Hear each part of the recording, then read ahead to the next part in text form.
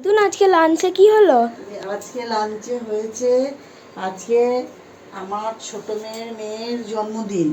হ্যাঁ। তাই লাঞ্চে আজকে হয়েছে, বন্ধুরা দেখুন, আজকে লাঞ্চে হয়েছে সাদা ভাত, আর হয়েছে এই যে মাছের মাথা দিয়ে মুগের ডাল, বাদাম মাছের মাথা দিয়ে, এই যে মুগের ডাল হয়েছে, যে মাছের মাথা,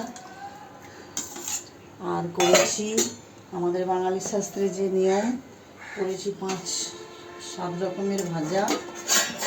ভাজার মধ্যে করেছি শাক ভাজা, আলু ভাজা, বেগুন ভাজা, পটল ভাজা, কাঁকরোল ভাজা, মাছ ভাজা, ভেন্ডি ভাজা। তারপরে করেছি আলু পোস্ত, বড়ি আলু পোস্ত, সবাই পছন্দ করে না বলে একটু অল্প করে করেছি। আর করেছি বাসন্তী পোলাও, এই যে।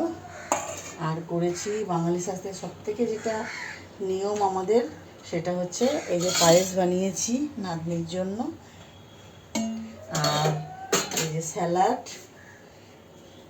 আর এখানে আছে পাঁপড় ভাজা,